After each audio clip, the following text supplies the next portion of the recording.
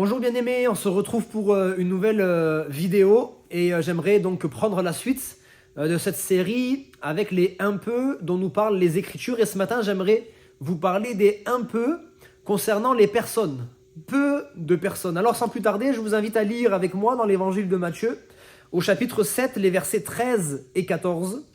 Il nous est dit « Entrez par la porte étroite, car large est la porte, spacieux est le chemin qui mène à la perdition, et il y en a beaucoup qui entrent par là. Mais étroite est la porte, resserrée, le chemin qui mène à la vie, et il y en a peu qui les trouvent. » Alors dans ce passage, on se rend compte qu'il y a seulement en fait deux possibilités.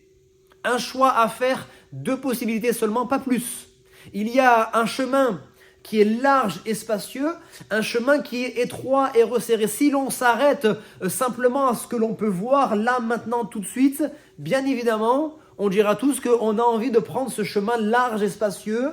Il y a comme une forme de liberté, il y a une forme de simplicité. Ce chemin étroit et resserré ne nous donne pas envie. Mais lorsque l'on regarde, non pas à première vue, mais lorsqu'on regarde à l'issue de ces chemins, ce chemin large et spacieux nous mène à la perdition, mais ce chemin étroit et resserré nous mène à la vie éternelle. Alors j'aimerais t'encourager, bien-aimé, toi qui écoutes cette vidéo ce matin, à ne pas regarder seulement aux choses terrestres, à ne pas regarder seulement à ce qui se passe là maintenant, mais à porter tes regards vers l'éternité. Oui, tu es libre de prendre le chemin que tu désires. Et sur ce chemin large et spacieux sur lequel tu es peut-être en ce moment, il y a une forme de liberté. Tu as l'impression d'être libre. Tu es libre de boire, tu es libre de te droguer, tu es libre d'avoir toutes sortes de relations avec toutes sortes de personnes. Tu es libre de faire ce que tu veux avec ton argent, tu es libre de faire ce que tu veux. Mais en même temps, dans cette liberté, il y a des addictions. Il y a des choses dont tu n'arrives pas à te défaire. Donc tu n'es pas si libre que cela parce que tu es esclave de ce qui a triomphé de toi.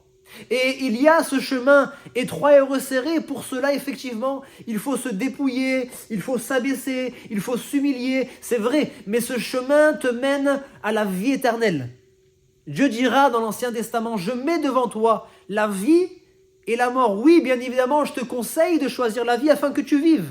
Mais tu es libre de prendre la décision que tu veux. Il y a un choix à faire et seulement deux possibilités, pas plus. Deux possibilités qui s'offrent à toi. J'aimerais lire un deuxième passage, toujours dans l'évangile de Matthieu, chapitre 22, et au verset 14, il est dit « Il y a beaucoup d'appelés, mais peu d'élus. » C'est en lien avec ce que nous venons de lire. Beaucoup empruntent le chemin large et spacieux, peu empruntent le chemin étroit et resserré. Beaucoup d'appelés, pour ne pas dire tous. La Bible dit que Dieu a tant aimé le monde entier.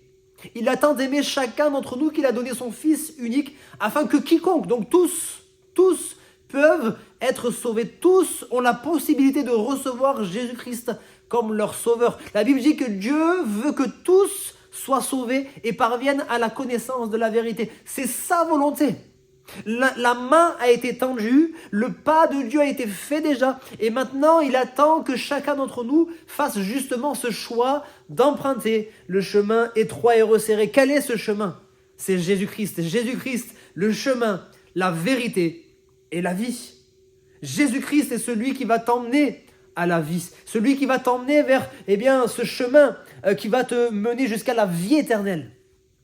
Il te demande de faire un choix. Parce que oui, il y a beaucoup d'appelés. Et toi-même, toi qui entends cette vidéo, tu es appelé, tu es aimé de Dieu. Et Dieu a des projets pour toi. Il t'appelle à le suivre. Il t'appelle pour que tu sois dans sa présence. Mais il y a peu d'élus, peu qui répondent favorablement à cet appel. Et puis je termine avec un dernier passage dans l'évangile de Matthieu, chapitre 9, verset 37, où il est dit « La moisson, elle est grande, mais il y a peu d'ouvriers. » Et là, je m'adresse à mes frères et sœurs. Je m'adresse aux croyants. Et je pose cette question. Qui est prêt à payer le prix? Qui est prêt à remonter les manches? Qui est prêt à travailler, non pas pour son propre champ, mais travailler pour le champ de Dieu, travailler pour l'œuvre de Dieu? Nous sommes tellement occupés, préoccupés à travailler pour nos propres affaires, mais il est temps, alors que les champs blanchissent, alors que la moisson est grande, il est temps de nous lever. Il est temps que nous soyons des ouvriers. Oui, la Bible nous dit, Jésus nous dira de prier le maître de la moisson afin d'envoyer des ouvriers. Et c'est ce que nous voulons faire, c'est ce que nous devons faire. Mais nous ne devons pas seulement prier pour que Dieu envoie des ouvriers, nous devons être aussi les ouvriers. Il est trop facile de demander à Dieu de qualifier une autre personne, d'appeler une autre personne. Moi, je veux aussi me lever et être un ouvrier pour la moisson. Peu de personnes empruntent le chemin, peu de personnes répondent favorablement. Mais ceux qui y répondent doivent se lever pour devenir également des ouvriers. Que Dieu vous bénisse abondamment en cette journée, dans le nom de Jésus.